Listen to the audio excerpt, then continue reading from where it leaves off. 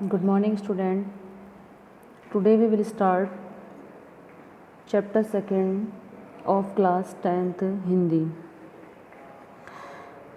आज हम class 10th के सेकंड चैप्टर काव्यखंड तुलसीदास जी के विषय में स्टडी करने वाले हैं। तुलसीदास जी का चैप्टर का जो शीर्षक था वो था राम लक्ष्मण परशु संवाद। तो सबसे पहले तो हमें यहाँ पर ये जानकारी होनी चाहिए कि तुलसीदास जी की यहाँ पर भाषा कौन सी थी। तो वो आप लोग नोट कर लीजिएगा कि यहाँ पर तुलसीदास जी की जो भाषा थी वो यहाँ पर उन्होंने अवधी भाषा का प्रयोग किया था। यहाँ पर उन्होंने अवधी भाषा का प्रयोग किया था। थोड़ा सा यहाँ पर हम कवि के विषय में जानकारी ले लेते हैं। तुलसीदास जी का जन्म उत्तर प्रदेश के बांदा जिले के राजापुर गांव में सन 1532 में हुआ था। यहाँ पर आप इसको थोड़ा सा, मैं इसको अंडरलाइन कर लेती हूँ, यहाँ पे इसको आप थोड़ा सा डीपली देख लेंगे कि तुलसीदास जी का जन्म 1532 में हुआ था। तुलसीदास जी का जो आज हम अंश पढ़ने वाले हैं वो रामचरितमानस से लिया गया है। तुलसीदास जी की कुछ लोकप्रिय रचनाएं रही हैं, उनमें से यहाँ पे कुछ दिया हुआ है। ये कवितावली, गीतावली, दोहावली, कृष्ण गीतावली और विनय पत्रिका, तो इनकी ये प्रसिद्ध रचनाएं रही थी जो यहाँ पर दी हुई हैं। तुलसीदास जी ने रामचरितमानस में अवधी भाषा का प्रयोग किया है और विनय पत्रिका और कवितावली में यहाँ पे ब्रज भाषा का प्रयोग किया है। तो यहाँ तो ये थोड़ा सा हम लोगों ने तुलसीदास जी के विषय में पढ़ा है जो राम के भक्त थे। अब हम यहाँ पर पढ़ेंगे अपनी कविता के विषय में जो मोस्ट इम्पोर्टेंट है। तो इसको पढ़ने से पहले सबसे पहले हमें ये जानकारी होना ज़रूरी है या आवश्यक है कि यह जो अंश है यह रामचरित अंश बालकांड से लिया गया है और ये किस पर आधारित है। तो ये उस समय की घटना है जब सीता स्वयंवर का आयोजन किया गया था। सीता जी के जो पिताश्री थे जनक जी, उन्होंने एक समय उनसे कहा था सीता से कि ये जो शिव जी का धनुष है इसको उठाकर किसी दूसरे स्थान पर रख दीजिए। तो जब उन्होंने धनुष को उठाया तो दूसरे स्थान पर आराम से उन्होंने वहाँ पर उसको रख दिया था। तो यह देखकर जनक उनके पिता आश्चर्य में हो गए कि यह कोई आम धनुष नहीं है, ये भगवान शिव का धनुष है, इसको कोई ऐसे नहीं उठा सकता है। तो उन्होंने तभी ये निर्णय किया कि इनका स्वयंवर भी किसी ऐसे ही इनके समान पुरुष से होना चाहिए जो इस धनुष को डोर तोड़कर इस पर प्रत्यंचा चढ़ा सके। तो तभी उन्होंने सीता स्वयंवर का आयोजन किया मिथिला में। तो सीता स्वयंवर में राम द्वारा शिव धनुष भंग के बाद मुनि परशुराम को जब ये समाचार मिला तो वो क्रोधित होकर वहाँ आते हैं। जब राम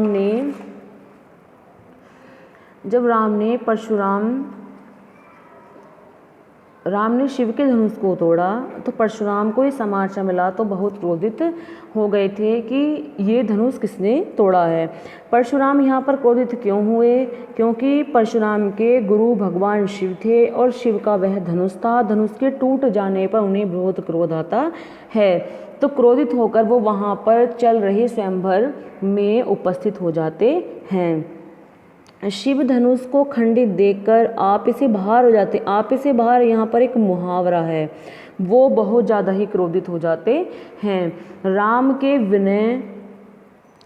विनय और विश्वामित्र के समझाने पर, विश्वामित्र यहाँ पर राम और लक्ष्मण के गुरुजी थे, समझाने पर वह राम की परीक्षा लेते हैं और अंततः उनका गुस्सा शांत हो जाता है। इस बीच राम, लक्ष्मण और परशुराम के बीच जो संवाद हुआ उसका वर्णन यहाँ पर दिया गया है। संवाद का जो अर्थ होता है वो होता है बातचीत, कि राम, लक्ष्मण, परशुराम के बीच में क्या क्या वहाँ पर बातचीत या वार्तालाप हुई थी। परशुराम के क्रोध भरे वाक्य का उत्तर लक्ष्मण व्यंग वचनों से देते हैं। जब परशुराम को क्रोध आता है तो वह उनके वचनों को सुनकर लक्ष्मण व्यंग भरे वचनों में अपने उत्तर देते हैं। इस प्रसंग की विशेषता है कि लक्ष्मण की वीर रस से पगी व्यंग्य उक्तियाँ और व्यंजन शैली का सरस अभिव्यक्ति यहाँ पर दिखाया गया है। तो यहाँ पर हमें कहीं कहीं पर वीर रस का भी वर्णन देखने को मिलेगा। तो अब हम अपना ये चैप्टर स्टार्ट करते हैं। पैराग्राफ, जैसा कि आप यहाँ पे स्क्रीन पे देख सकते हैं कि यहाँ पर कुछ फिगर दिए हुए हैं। यहाँ पर अगर हम लोग बात करें तो ये महाराजा जनक हैं और ये राम, ये यहाँ पे राम जी हैं, ये लक्ष्मण जी हैं और यहाँ पर ये परशुराम जी हैं। तो आज का जो हमारा शीर्षक होगा वो होगा राम लक्ष्मण परशुराम। राम का राम, लक्ष्मण लक्ष्मण ही है, परशुराम जी यहाँ पर हैं। संवाद वही कि यहाँ पर इनके बीच में क्या क्या बातचीत होती है।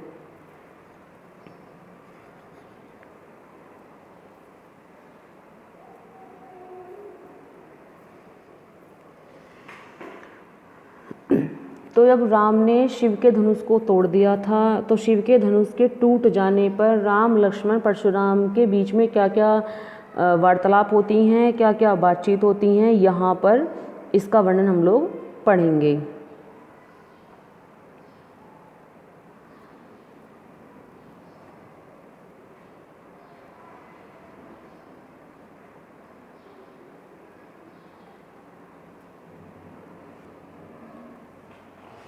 तो यहाँ पर देखते हैं हम प्रथम पंक्ति में यहाँ पर कवि ने क्या कहा है। नाथ शंभु धनु भंज निहारा, हो इही क्यों एक दास तुम्हारा। तो सबसे पहले हम यहाँ थोड़ा सा वर्ड मीनिंग फाइंड आउट करेंगे कि यहाँ पर किसका अर्थ क्या है। नाथ यहाँ पर राम ने परशुराम के लिए यूज़ किया है, संबोधन करते हुए कहा है। शंभु धनु का यहाँ पर मतलब है शिव का धनुष, भंज निहारा यहाँ पर तोड़ने वाला, हो इही क्यों एक दास तुम्हारा। दास यहाँ पर राम ने स्वयं के लिए यूज़ किया है। यहाँ पर राम ने दास स्वयं के लिए यूज़ किया है कि कोई एक दास तुम्हारा ही होगा। तो जब परशुराम क्रोधित होते हैं और यह पूछते हैं कि यहाँ पर सभा में जो लोग बैठे हुए हैं सभी, कि यहाँ पर शिव के धनुष को किसने तोड़ा है, तो राम उनको बड़े ही सरल स्वभाव में यहाँ पर उनके प्रश्न का उत्तर देते हैं और कहते हैं कि हे नाथ। यहाँ पर हम लोग देखेंगे अब कि हे नाथ, शिव के धनुष को तोड़ने वाला आपका ही कोई एक दास होगा। राम बड़े ही सरल स्वभाव में उनके प्रश्न का उत्तर देते हैं, देते हुए क्या कहते हैं कि हे नाथ, शिव के धनुष को तोड़ने वाला आपका ही कोई एक दास होगा। अब फिर सेकेंड लाइन में राम जी क्या बोले कि आयेशु कहा कहिए किन मोही। आयेशु यहाँ पर शब्द जो है, आयेशु का शब्द का यहाँ पर अर्थ है आज्ञा।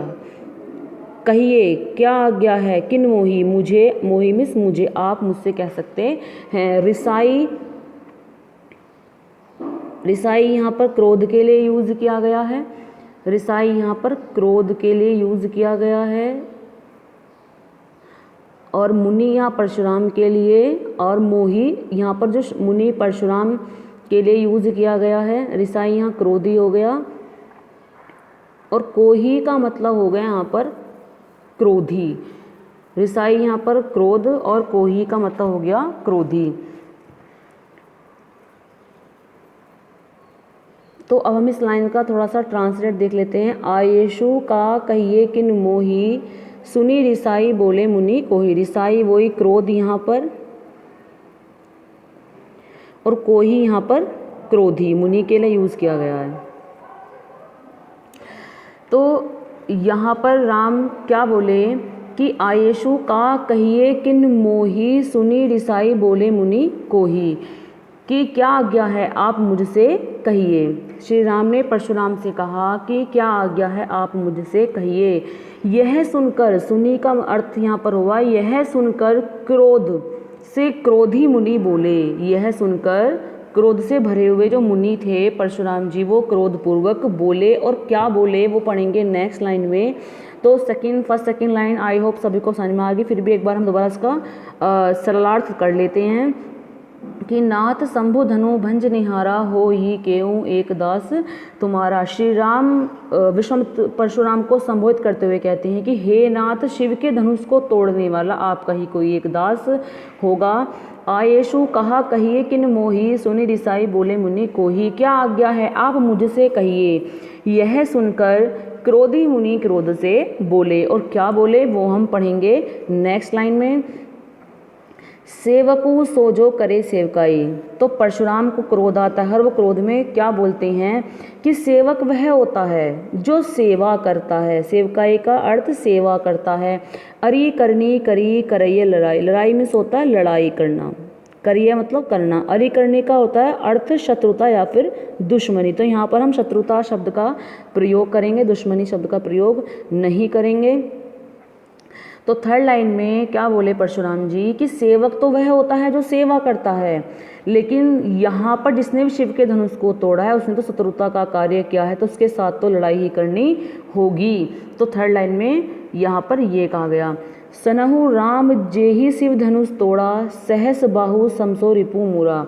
तो राम से कहते हैं कि हे राम सुनिए, जिसने भी शिव के धनुष को तोड़ा है वह सहस बाहु के समान, सब में होता है समान। एक यहाँ पर शब्द आया सो शब्द का अर्थ होगा वह, जो यहाँ पर बार बार प्रयोग किया जाएगा। तो थोड़ा सा आप इसको यहाँ पर याद रखेंगे कि सो शब्द यहाँ पर वह के लिए प्रयोग किया जाएगा। रिपु में होता है शत्रु, रिपु यहाँ पर शत्रु के लिए हो गया। मोरा मीन्स मेरा। तो यहाँ पर परशुराम जी क्या बोले राम से कि सुनहु राम जेहि शिव धनुष तोड़ा, कि हे राम सुनो, जिसने भी शिव के धनुष को तोड़ा है वह सह शस्त्र बाहु के समान मेरा शत्रु है। अब थोड़ा सा जानकारी प्राप्त करते हैं कि सम्मिन समान कि सहस बाहु कौन है। सहस 1000 बाहु में सोते हैं भुजाएं। सहस्त्र बाहु था जिसकी 1000 भुजाएं थीं, जिसकी भुजाओं को परशुराम ने काट दिया था, तो वह उनका बहुत बड़ा शत्रु था। तो राम जी से परशुराम जी कह रहे हैं कि जिसने भी शिव के धनुष को तोड़ा है वह मेरा सहस्त्र बाहु के समान ही मेरा वह शत्रु है। तो आई होप सभी को यहाँ पे समझ में आ गया होगा। अब हम पढ़ते हैं नेक्स्ट लाइन में। अब एक बार फिर रिपीट कर लेते हैं। सेवकु सो जो करे सेवकाई, अरि करनी करी करई लड़ाई, सनहु राम जेहि शिव धनुष तोरा, सहस बाहु समसो रिपु मोरा। तो परशुराम जी कहते हैं कि सेवक तो वह होता है जो सेवा करता है। शत्रु के साथ तो शत्रुता ही करनी चाहिए, अर्थात लड़ाई करनी चाहिए। सनहु राम जेहि शिव धनुष तोड़ा, हे राम सुनो, जिसने भी शिव के धनुष को तोड़ा है वह सह शस्त्र बाहु के समान मेरा शत्रु है। रिपु मीन्स शत्रु होता है।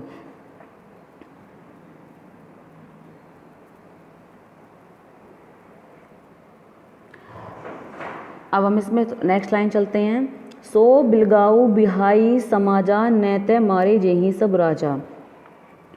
तो परशुराम जी कहते हैं वहाँ पर सभी बैठे हुए जो एक समाज बना हुआ है, एक सभी सभा बनी हुई है कि सो बिलगाऊ बिहाई समाजा, नहते मारे सही जब राजा, कि जिसने भी शिव के धनुष को तोड़ा है वह बिलगाऊ बिहाई समाजा, कि वह जिसने भी शिव के धनुष को तोड़ा है कि या तो उन्हें बता दो कि ये धनुष किसने तोड़ा है, वरना वह समाज से बिल्कुल अलग हो जाए, कि समाज को छोड़कर चला जाए।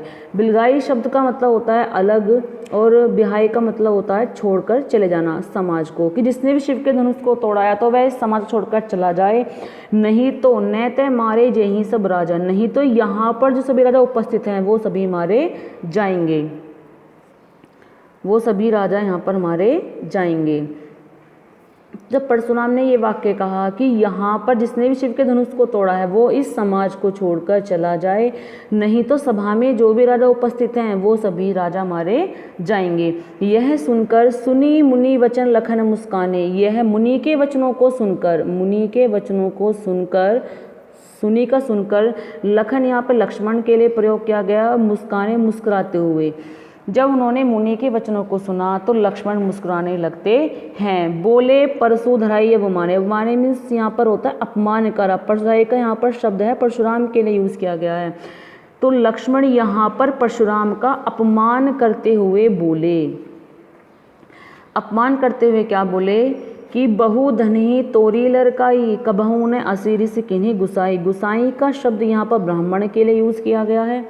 तो लक्ष्मण परशुराम जी से कहते हैं कि बहु धनोही तोरी लड़काई। धनोही का मतलब होता है छोटे धनुष जो होते हैं, तोरी का तोड़ना, लड़काई मीन्स लड़कपन या फिर बचपन, कि हमने बचपन में बहुत से धनुष तोड़े हैं। कबहू ने अस रिस किन्हीं गुसाई, रिस क्रोध के लिए यूज़ किया है यहाँ पर, कि कभी भी किसी भी ब्राह्मण ने इतना क्रोध नहीं किया। ये ही धनु पर ममता के हेतु, फिर इस धनुष पर आपकी इतनी ममता क्यों है? ये लक्ष्मण ने परशुराम जी से कहा कि ये ही धनु पर ममता के ही हेतु, कि फिर इस धनुष पर आपकी इतनी ममता क्यों है? सुनी रिसाई कहा भृगुकुल केतु। भृगुकुल केतु यहाँ पर परशुराम के लिए यूज़ किया गया। भृगु उनके वंशज का नाम है यहाँ पर, रिसाई का वही क्रोध यहाँ पर है। तो यह सुनकर परशुराम जी क्या कहते हैं कि सुनी रिसाई कहे भृगुकुल, यह सुनकर क्रोधी मुनि क्रोध से बोले, या फिर यह सुनकर परशुराम क्रोध से बोले। और क्या बोले कि रे नृप बालक कालवश बोलत तो ही न संभार। नृप बालक राजा का पुत्र कालवश काल के वश में बोलत बोलकर तो ही न संभार, संभार में संभाल। तो परशुराम जी कहते हैं कि अरे राजा के पुत्र काल के वश में होकर संभाल अपने आप को। काल का मतलब मृत्यु से यहाँ पर है, संभाल अपने आप को। धनु ही सम त्रिपुराय धनु विदित सकल संसारा। सकल सारे संसार में विदित माने प्रसिद्ध या व्याख्यात कह सकते हैं। धनु ही यहाँ पर वही छोटे धनुष के लिए यूज़ किया गया है। समवित सम्मान। त्रिपुराय धनु का यहाँ पर मतलब है शिव जी का धनुष। तो परशुराम जी कहते हैं कि हे राजा के पुत्र काल के वश में संभाल, अपने आप को संभालने के लिए कहा है कि काल के वश में होकर संभाल कर बोल। धनु ही सम त्रिपुराय धनु विदित सकल संसार, कि यह धनुष जो आप बता रहे हैं कि ये धनु हमने बचपन में बहुत तोड़े थे, यह धनु वो धनु नहीं है, यह सारे संसार में प्रसिद्ध शिव जी का धनुष है। यह सारे संसार में प्रसिद्ध शिव जी का धनुष है, कोई आम धनुष नहीं है। तो हमारा फर्स्ट पैराग्राफ यहाँ पर कंप्लीट होता है। आई होप सभी को समझ में आ गया होगा। तो नेक्स्ट पैराग्राफ हम लोग पढ़ेंगे नेक्स्ट वीडियो में। ओके बाय बच्चों।